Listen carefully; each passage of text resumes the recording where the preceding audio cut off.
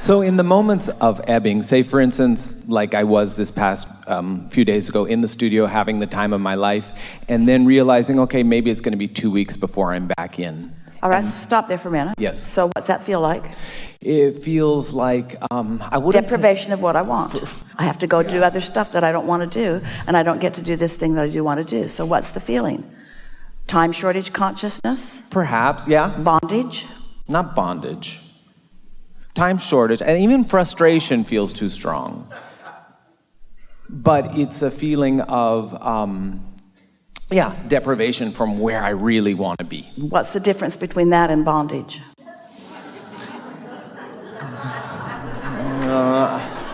Because if it's I know I'll move through. Temporary bondage. Yeah, temporary bondage, okay. But you're not where you want to be. Right. And so could you calibrate that and change that vibration? Because for whatever reason, you have a broad life and there are other things that you're choosing too. And so could you say, I'm choosing something else that's wonderful while this percolates? Yeah. So go back to those words that you offered us just now that made us climb your tree. I said in the moments when I know, okay, I'm not going to be back in there for 2 weeks or what it may be, and then I'm kind of feeling, frustrated or all right, depressed. So right then, I'm choosing not to be back in there for 2 weeks. So who are you mad at? Who's causing your bondage? Yeah. So how do I allow... Wait, now. We're asking the questions here for a minute. So I'm causing it. If you have chosen it, is it really bondage or is it a choice? Because if it's a choice, not bondage, then you could choose otherwise. So why aren't you? Right. So what's keeping you from choosing otherwise right now? Probably just sloppy thinking. Well, maybe, but it's based on past experience. It's based on believing that I can do this much. You know what it's based on? It's based on believing that it's the action that you're talking about, not the flow of thought, not the flow of vibration.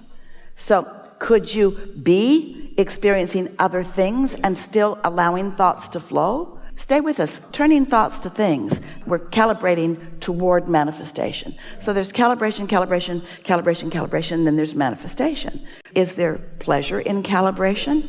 Is there bondage in calibration? Or is there just bondage in having to calibrate instead of getting to manifest? Is there just bondage in having to do the energy work and not being able to jump right to the manifestation work?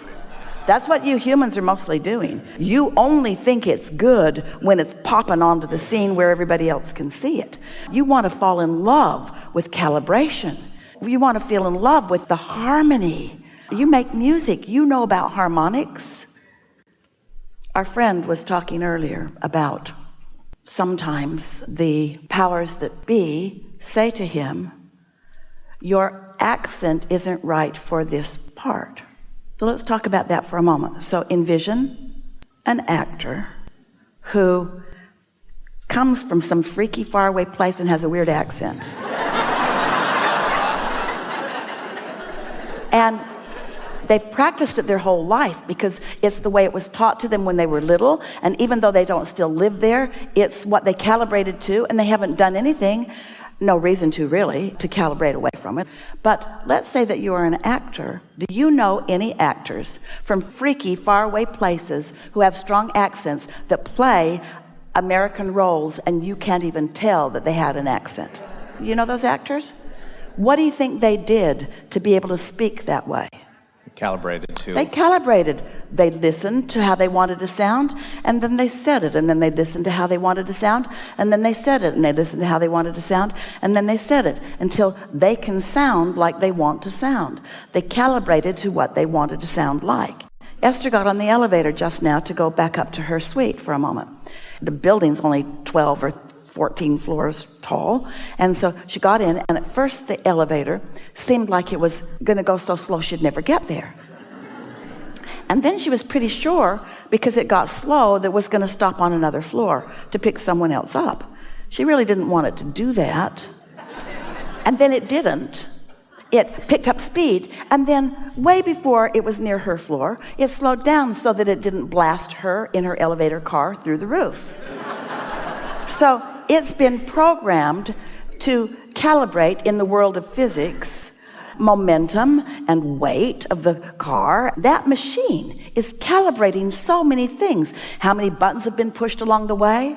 What's the proper speed for this weight of this car to move up this elevator shaft? Esther just thought, I would so like to talk to the engineers that calibrate this elevator and all the things that they are taking into consideration. Esther has a new house, and it has an elevator in it. It's only a 2-story house, but she has a lot of luggage, and they call it luggage for a reason, because she's lugging it around everywhere she goes. And so she pushes her button, and it goes really slow, and she goes, floor 1, floor 2, floor 3. She pretends like it's a 20-story building.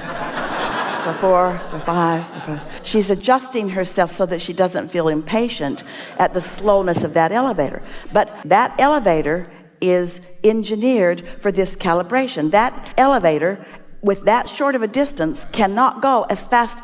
If that elevator, only going 1 floor, went as fast as the one she gets in most hotels that are going 20 stories, she would go through the roof. In other words, it's properly calibrated. And everything that your inner being is about, it's perfectly calibrated. If you can get in sync with that, you'll have a nice flow everywhere you go.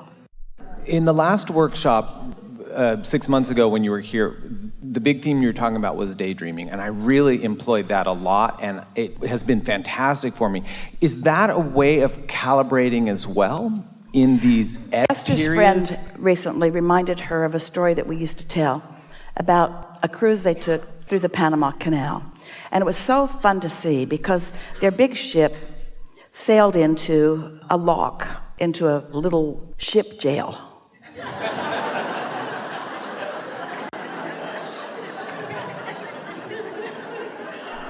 They were in bondage. And then water flooded in and raised the level of the ship to the level of the next lock. And then when it was properly calibrated, the lock opened and the ship just moved easily into the next. And then the door closed and they were in ship jail again, in bondage, while they calibrated upward. And then the lock opened and they sailed over again. So we like that analogy so much because here's, for example, the level of your inner being. And you may be on your way up. So as you meditate and join the frequency of your inner being, then the gate opens and what your inner being is about flows right into you, or what you are about flows right into that. In other words, now you are one and the same.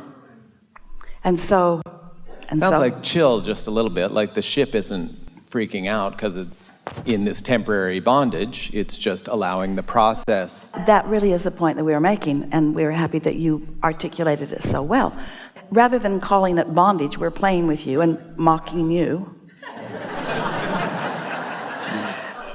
And instead of feeling that you're in bondage, it's just the process while you're allowing yourself the pleasure and the luxury and the sureness of letting your vibration rise, because this process is a very well-working process. And as you allow your vibrational frequencies to rise, then you'll have access to everything that you want. So what were you saying right before we launched into that perfect analogy?